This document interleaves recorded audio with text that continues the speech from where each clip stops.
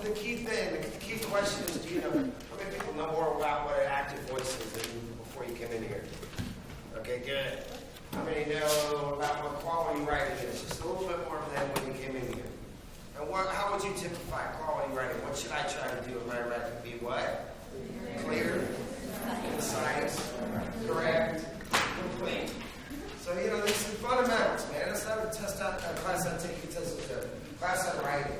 And today, we entered a new realm. Congratulations on getting your news stories, wonderful easy news. And one of the things about easy news is that whatever format you write, sometimes you're going to have computer programs that make that easier.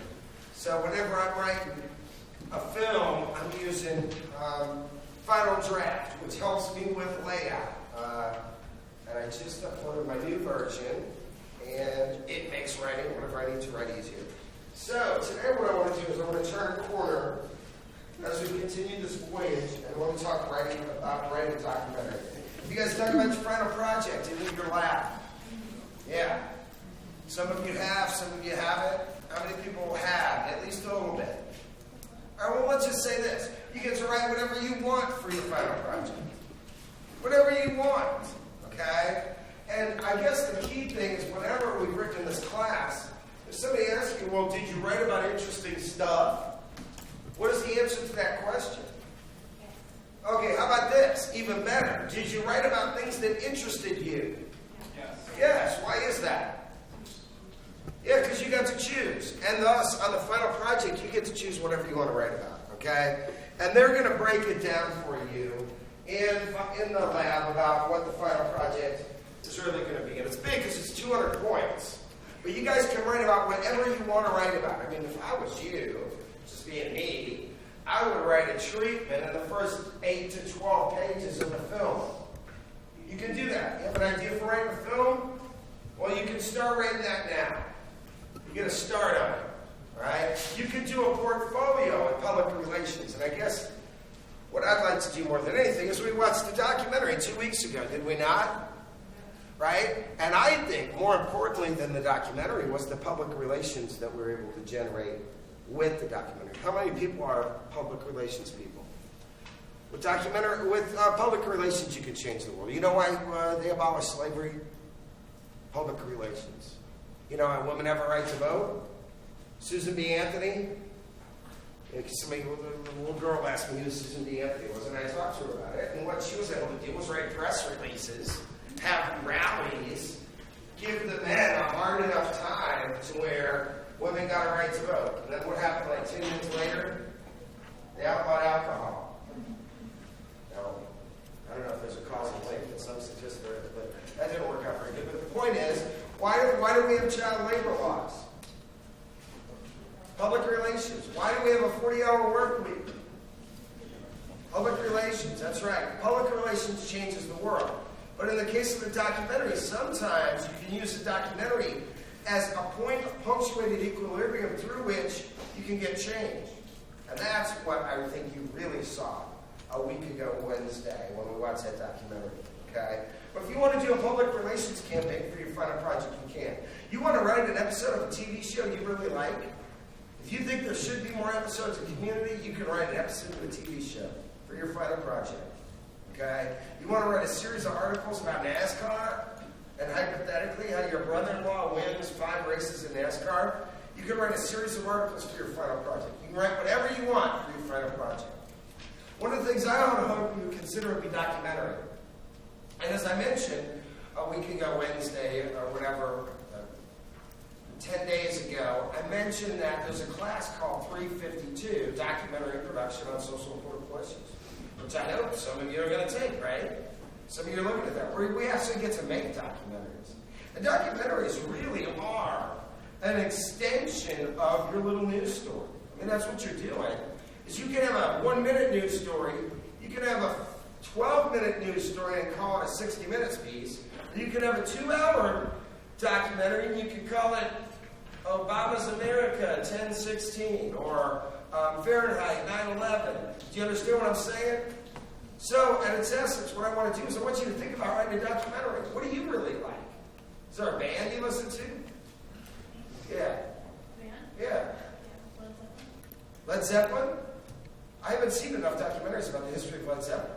They originally were called the New Yardbirds. I just found that out recently because the members of the Yardbirds and then the guitar player, who is Jimmy Page, he pulled those guys together because people were going away from the Yardbirds, and then they decided to change their name. But what about a history of Led Zeppelin? Have you guys seen a doc on that? Have you? I've seen The Song Remains the Same, which is a concert footage, but I've never seen a nice doc on the history of it. I mean, you know, because they really invented heavy metal. I mean, there was MC5 at the time, Clapton and Cream were doing kind of heavy metal. Hendrix maybe, but Led Zeppelin, you know, they almost started, you know, Black Sabbath. I don't know what Black Sabbath was. Anybody know? Anyways, give me a doc on it. Write a doc on it. You see? I mean, I watched Wilco did 4 songs today at NPR. It's a great documentary about them called, anybody? I'm trying to break your heart, Barry. Awesome. But the deal is, if you like NASCAR, do a doc. You can write a doc on NASCAR. Yes? You didn't raise your hand. What do you like? I don't know. Man, I don't know how to do a documentary about the killer ISU football team this year. You guys didn't pay attention at all, did you? I was in the middle of a meeting. My kids were in a back room at this meeting, and I was out in the parking lot listening to the final minute of the game. We beat Indiana State, man, and they're gigantic. And we're instantly now in the playoffs. You guys don't care. Anybody watch the Notre Dame game? Yeah, how about that, man? We turned it on. It was like third quarter was ending. It was 20-6 against Pittsburgh. Oh man, was that an exciting game? Okay. It was are you a Pittsburgh fan? But I had you at the end of your seat, didn't it? It definitely had a tension and a climax. It came in the third overtime. But anyways, you can do a documentary about anything you want. How many people are athletes here? Anybody? You're an athlete? What do you do, an athlete? I play softball. You play softball. And you guys rocked this year, is that correct? Yeah. Tell me about how much you rocked. Won the conference tournament and NCAA regionals. I'll do a documentary on it. You know, do you guys get what I'm saying? Do a documentary on anything that interests you. Alright, so what I'm going to do today is talk about documentary. I want you to think about something you might do a documentary on. An artist you like. And we'll see. You can do a documentary about anything. Today we're going to talk about documentary creation, what it is.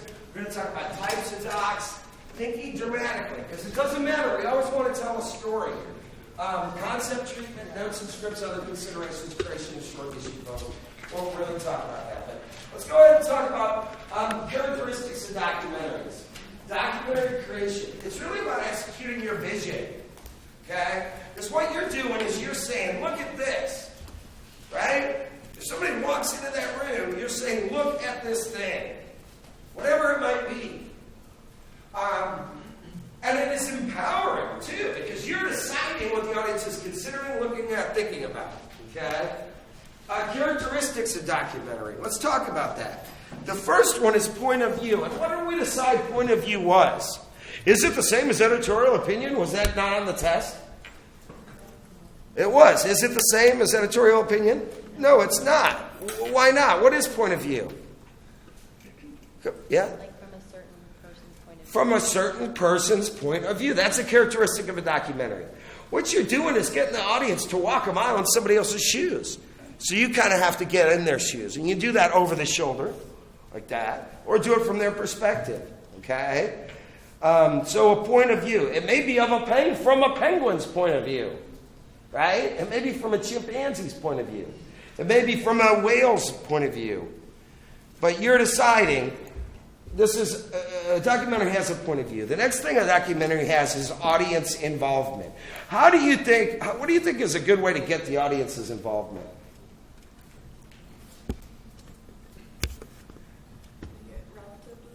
Make it relative to them. That's certainly true. But are the penguins relevant to me? Who saw the Penguin movie? March of the Penguins. Use Morgan Freeman as a voice then. Use Morgan Freeman. Well, They used in that same year for War of the Worlds with Tom Cruise. I don't know how much I was involved with it. Come on, guys. You know the answer to this question. How do you get people to care about your subject matter? Yes, very good, Jeff. You put drama in it, man. That's why we care. I don't care about the chimpanzees. But they give me a protagonist, which is the mom, I guess. But really, who's the monster? Anybody see chimpanzees? It's really good. I mean, it got such good ratings. I would have gone out and got it myself, but I can't watch chimpanzees without my kids. You know what I mean? So you kind of got to wait. It's like we watched The Hole recently. Anybody see that? It's a little scary movie. But it's got kids in it. It's called The Hole, like Joe Dante and Gremlins. But the point is that I don't care about chimpanzees, but if you put it in dramatic fashion, then I start to care about it. You know what I mean? Tell me a good story. And man, I mean, what's Respiro? Is that the name of the documentary? Restrepo. Yeah, what is it? I just saw it. Yeah, well, what it's about is the United States servicemen in Afghanistan. How it must suck. You know, there's a village, and there's Taliban in the village shooting at them. And then what do?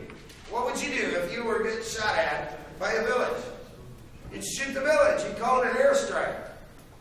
Well, so that's what they did. Then they'd go up there and they'd find no Taliban, but they'd find the people that lived in the village. And the little kids. You see, the rock in the hard place, you understand what I'm saying? Which is, it's how to fight in guerrilla warfare. But boy, it must really hurt to be an American serviceman, get shot at, or a woman, as the case is too, to get shot at, to call it an airstrike, then go up there and to find only citizens and little kids that your bombs hit. You understand what I'm saying? Well, the point is, how do we care about the experiences of these men and women fighting in Afghanistan? We tell a story about them. And it's the title of it is Restrepo was one of the guys in their group that got killed. Okay? So, you see, how do you create audience involvement? How? How do you create an audience involvement? Yeah, you tell a story, right? The protagonist, Willow one, let's overcome obstacles, right? Notre Dame, man, it's funny Irish for goodness sake. Well, and then this final characteristic of a documentary, which is it can be a political tool, right? It can explain a political perspective. And what is how about Obama, 2016? Anybody see it?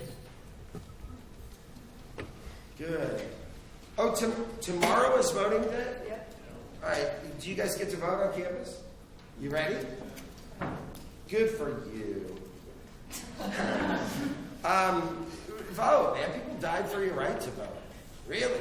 We take it for granted. But remember, only white, male landowners originally got to vote, but it's expanded to all of us. So it's not just a right, it's a responsibility. It counts PSA for the day. But the point is the documentaries can be used as a political tool too. Well, name some other political.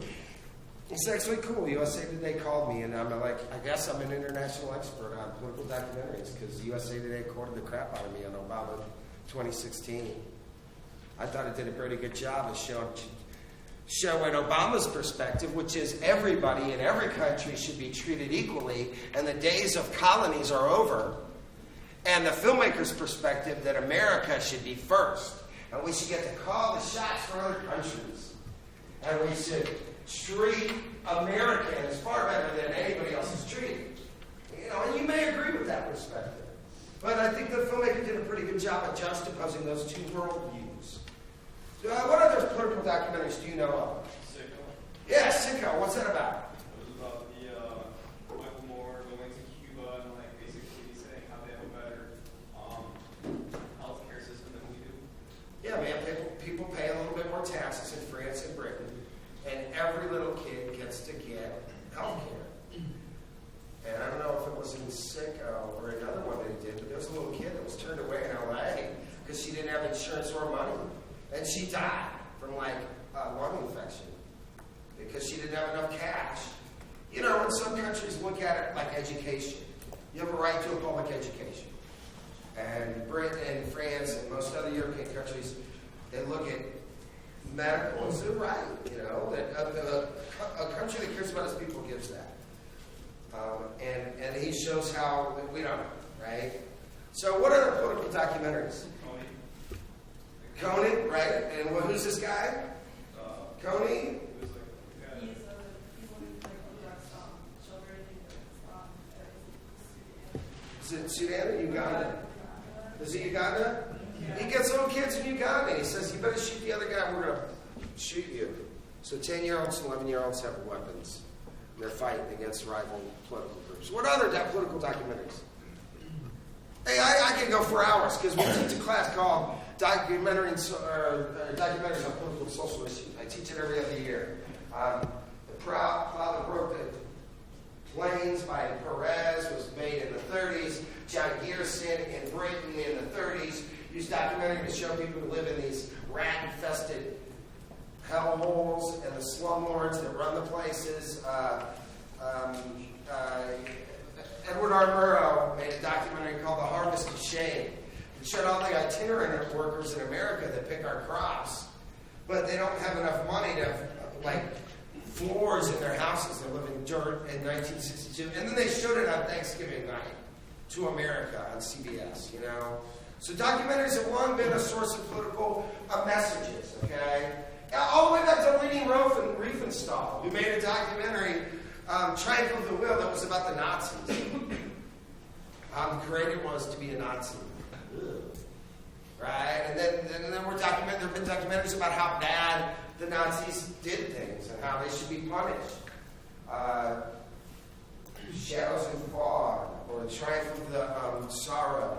The Sorrow and the Pity, 1955. Also, political documentaries on America, Why We Fight.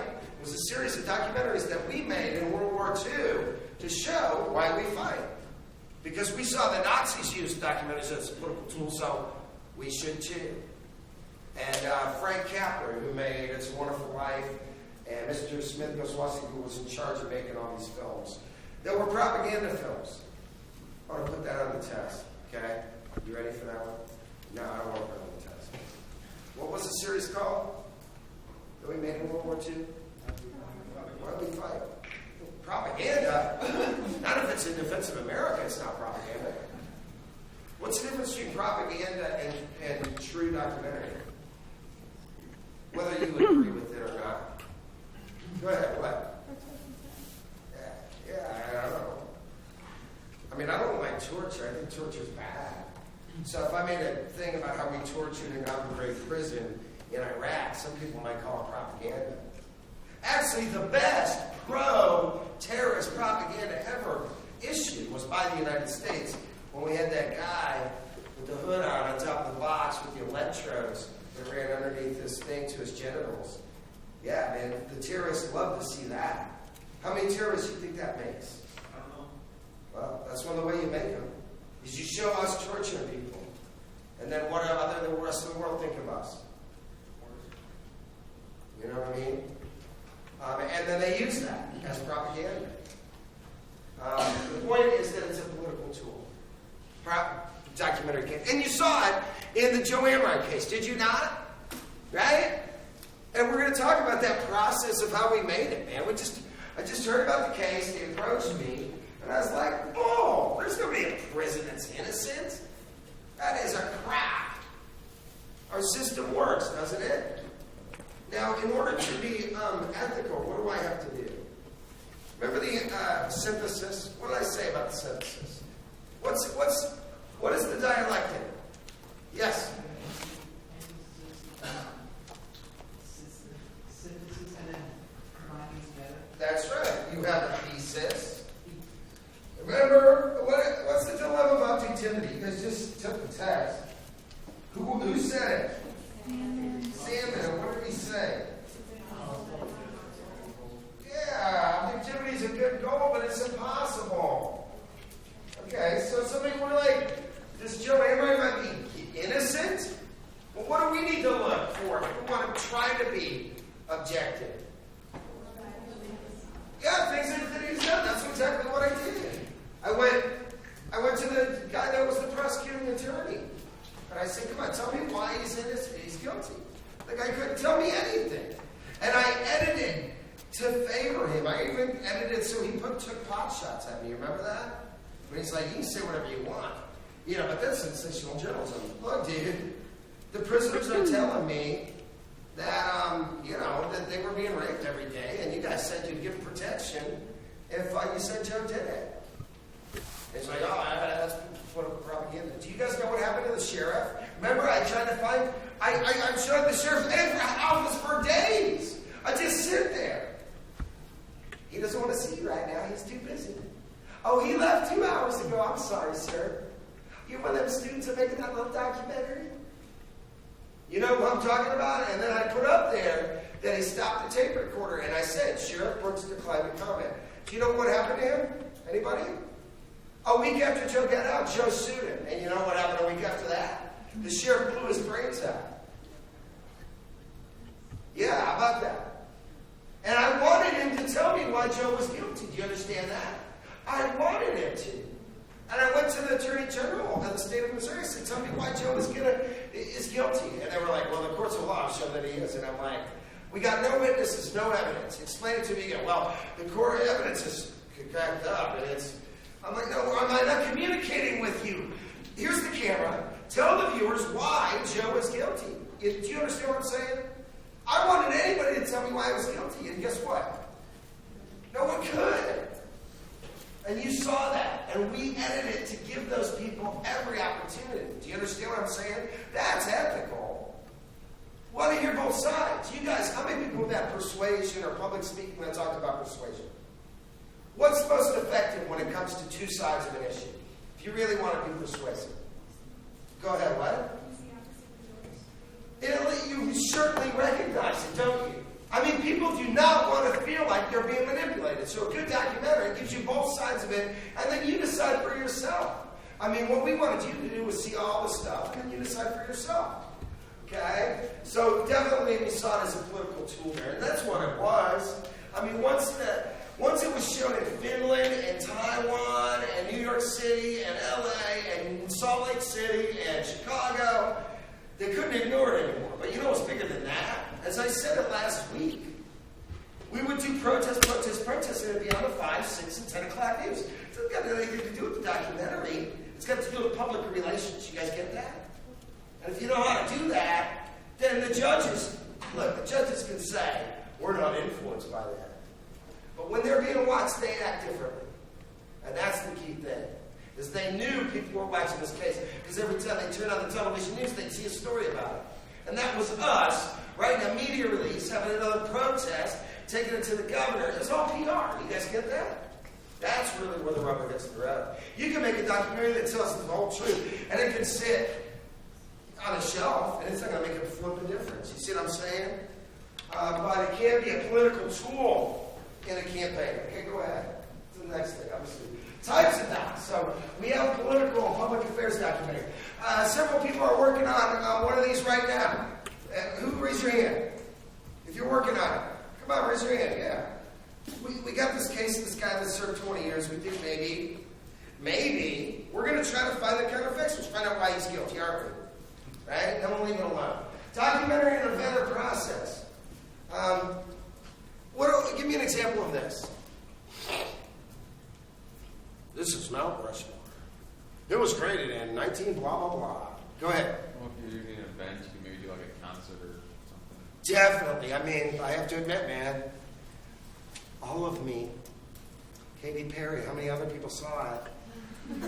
Me and the kids watching. You know, the kids are musicians. They've been playing for 7, 8 years now. God, they can pick stuff up like, we just don't stop thinking about tomorrow. Grow Old With You song. We just learned that. You guys know that, Adam Sandler? I want to grow old with you. What else? Old time rock and roll, man. I played it in the car last night. And by, an hour later, I made Maggie go on Google. You can get the chorus, and she's downstairs. Just take those old records. But we watched all of me, Katy Perry. We were debating the other day. I still think that Russell Brand is a loser, scumbag. That's my opinion. You guys like Russell Brand? I guess he's funny. Did you see Arthur 2 or whatever? Good, don't. But anyway, she's on tour. Who saw it? Okay, you saw it. It was good, wasn't it? I mean, there's substance behind it. But it shows how hard it is. We were talking about it because then we were listening to Bob Seger because Maggie's got no Bob Seger on the road again. It's hard to be on the road when you're a musician, isn't it? Especially when your boyfriend wants to party down in LA and he won't come when you're playing Finland. Right? And then Russell Brand, making a smart move that he did, breaks up with Katy Perry. Smart move, dude. Like he's going to score better than that. Look at the guy. Anyways. But it showed the grueling process of putting on a world tour if you're Katy Perry. And, you know, the dancers. I mean, did you guys see Michael Jackson, This Is It? Or, I know some of you saw Justin Bieber. What was it called? Never Say Never. I know you didn't see it. I did too. I took the kids to the movie to see it. I paid like, I don't know how much it was. It was like $15 a piece to go see Miley Cyrus. What was that one called? Yeah, the best of both worlds. $15. It's in 3D. For a couple of years, she was getting 10% of my net growth. You know, my income. I mean, just got it. I just want to. Don't you want to be just a fly on the wall? I mean, but the kids love it. I mean, I can see baby. You guys know that. When I was 13, I had my first love. She's never above. She drives me crazy. Don't need no Starbucks. Woo! But anyways, that's all of those documentaries about a creative process, aren't they? Right? So, man, I'm trying to break your heart. Did you see it? You like Wilco? They rock, man. They're just the best. But you could do, that's a documentary of a process. Nature. I've already said some. I mentioned some other ones. Planet Earth. Is that a whole series, or was that the one about the elephant that got lost from its mom? It's a whole series. Okay, good. And I mean, come on, you guys. Yeah, definitely. And I'm going to say this right now. This is on the text. Documentaries have massively expanded. Opportunities to create them has massively expanded. There's two reasons, primary reasons why. What are they? What do you think? Why do you think there's way more documentaries? I'll give you a go ahead. You don't have to pay actors and all that, like, stuff that's just... They can be cheap to produce, okay? That's not the answer, but they can be.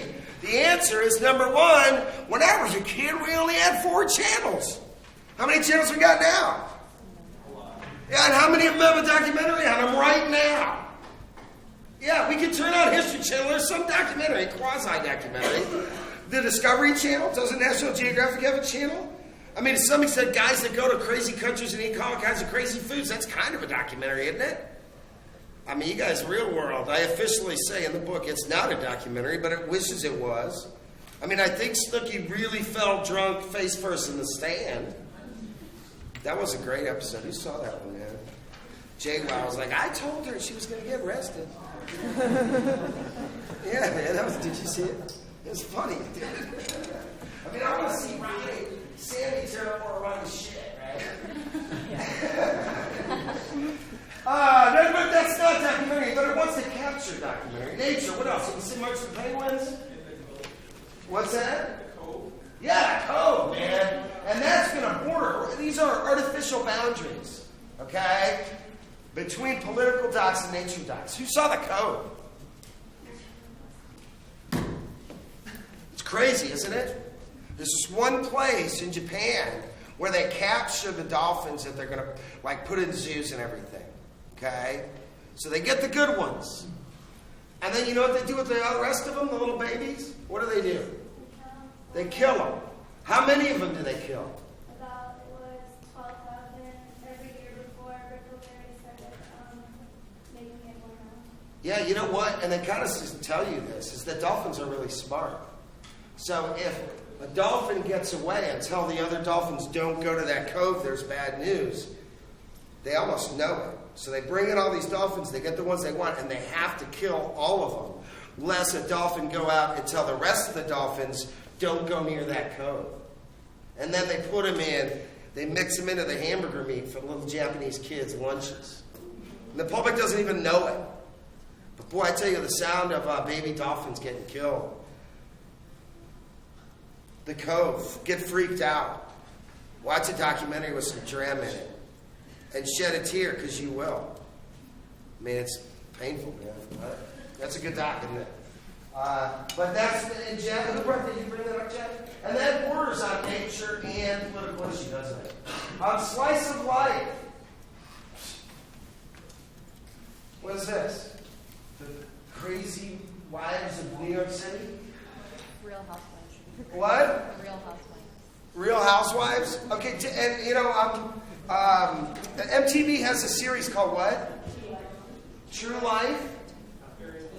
What is it? Hey, raise your hand and tell me what it's called.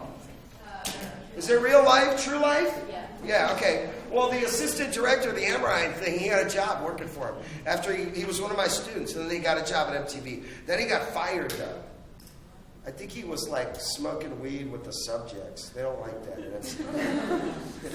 And there was missing log footage, like, where he was doing it. So the log numbers were off.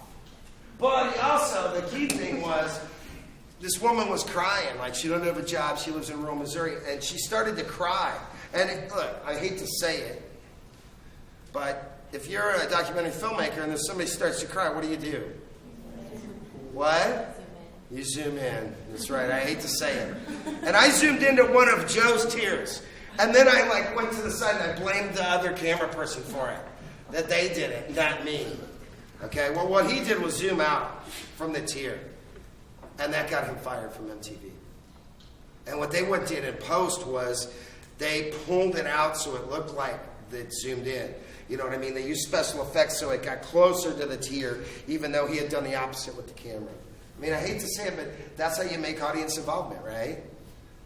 But True Life is one of those examples, slice of life. There was a documentary called, I think, American Family, about the Loud Family. Anybody ever hear that? 73 PBS. Slice of life. Docs on creative efforts, musicians, the making of Thriller. Or Bad. Didn't Martin Scorsese direct Bad?